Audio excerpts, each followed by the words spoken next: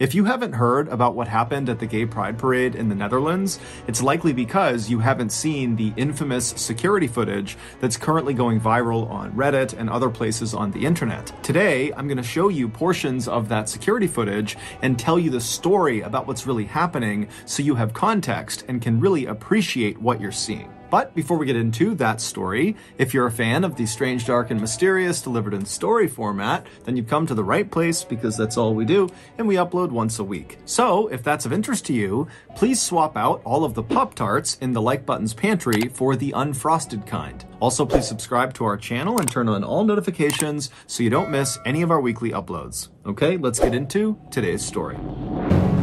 2018, in a little city in the Netherlands, a security camera captured 6 men walking calmly toward this brick bungalow inside one of the country's holiday parks. A holiday park is a place that offers cheap accommodations to tourists. They typically have things like campsites, RV parking, cheap bungalows for rent, and they also often offer things like swimming and golfing and bowling, so it's kind of like an all-in-one for families on vacation. But on this September day, these 6 men caught on camera were neither family nor on vacation. Instead, as they walked, it was very clear from their body language that the only thing they were interested in was getting inside of their holiday bungalow.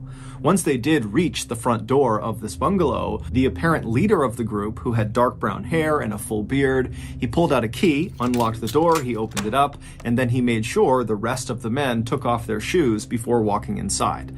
And then once all the men were inside the door, the leader shut the door and locked it behind them, and then barefoot they walked through the hallway into this corner living room in the back of the bungalow. And in this room there was this L-shaped couch that was centered on a coffee table and a couple of chairs scattered throughout the rest of the room. And so the 6 men kind of took up seats in these different places, and then after they were all sitting down, 2 of the men who had been seen walking into the bungalow carrying backpacks and duffel bags, they pulled those bags out and set them on the coffee table. And as soon as these 2 men did that, the other 4 men who had been chatting amongst themselves went completely silent and turned and just faced the bags on the table. It was very clear that whatever was in the bags was very significant. So significant, in fact, that the group had pulled most of the curtains across all of the windows inside of this bungalow to make sure no one outside could look in and potentially see the contents of these bags. And once the 2 men unzipped the duffel bags and backpack and began putting the contents of the bags onto the table, it became incredibly clear why the men were so on edge. Inside of these bags were guns, and in the Netherlands, no private citizen is allowed to possess them. Over the next hour, the 2 men who had actually carried the guns into the bungalow, they began going over some instruction with the other 4 men of how to use these slick black pistols and AK-47 rifles. They taught them how to load the guns and reload and how to aim, and they did a number of dry firing exercises, which is basically pulling the trigger on any real gun when the gun is not loaded. And so these 4 students paid careful attention to their 2 instructors, and at some point they became more confident, and you could just see the excitement was building in the room. At one point, one of the students grabbed 2 of the AK-47 rifles and held one in each arm and pretended to fire them simultaneously, like you would see in the Rambo movies. But when one of the 2 instructors reached back into one of these bags and pulled out a new item, a vest, and laid it on the coffee table, immediately the mood in the room shifted again. Now the students seemed more nervous than excited. One of the 4 students eventually walked forward and somewhat reluctantly extended his arm to allow the instructor to slip the vest onto him. And then once the vest was put on the student, you can see in the camera footage there are pockets all over this vest with little wires poking out of them. This vest was a suicide vest, and the pockets contained explosives. As one of the instructors showed the student in the vest which cord to pull in order to detonate himself, you can hear in the background someone saying, "When the police come, you can take them with you." A little over 2 hours later, these 6 men were done, and they began packing up their arsenal of new weapons back into the bags, and then they stood up to leave.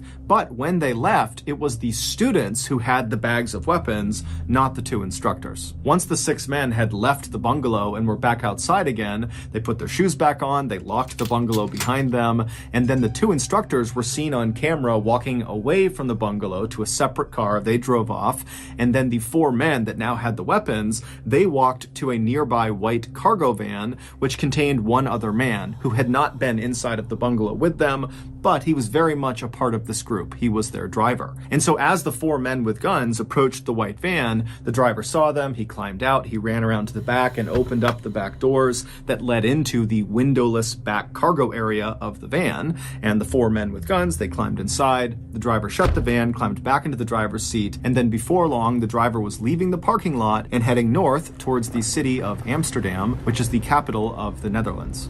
Every year, Amsterdam plays host to one of the largest gay pride parades and events in the world. The location is significant to the LGBTQ community because it was here in 2001 that the first gay marriage bill was signed into law, making the Netherlands the first country in the world to legalize gay marriage. So, for 1 week a year, hundreds of thousands of people pour out onto the streets and line the canals of Amsterdam, all drawn together to affirm gay rights and to celebrate their sexual expression, preference, and identity. And the men in the white windowless van intended to use their new weapons and training to kill or maim as many parade goers as possible. They were hopeful that their terrorist attack would rival or even eclipse the attack from 2015 in Paris in a nightclub that killed or injured more than 500 people and sent shockwaves through Europe. 30 minutes later, the 4 men in the back of this windowless van felt the van slow down and pull off the main road and not come to a complete stop, but just kind of begin to slow roll, which was odd because they had no reason to slow down and they were at least 30 minutes away from their destination. And so instinctively, the men reach down and make sure their guns are safely stowed inside of their bags and out of sight in case somebody opens the back door. They don't want people to know they have guns. They are illegal. And so as the van continued to go painfully slowly for really no reason that was clear, the men in the back of the van were really starting to worry that something was wrong. Now remember, they have no windows. They can't look outside. They don't know what's going on. However, there was a small crack in the partition that separated the back of the van from the front of the van where the driver was. And so the men in the back of the van began craning their necks and looking through this little crack to try to see if they could understand what was in front of the van and, why the driver had stopped. And when these men looked through that little crack and they saw what was out there, they immediately began to panic. They began reaching down and fumbling for their bags, trying to open them up to get their guns. And then by the time they're kind of getting the guns into their hands, all the doors on the van fly open and the men in the back just begin firing their guns blindly at the open doors. But when they pull their triggers, nothing happens because their guns were fake. They had been sold to them by the people who were flinging open their doors, the police in tactical gear with their dogs, and they knew these guys had fake guns. They knew their suicide vests were fake. They were full of fake explosives. They have nothing lethal inside of this van. And so the police, they just fling the doors open and send in the dogs. And so the dogs, they jump into this van and these wannabe terrorists are screaming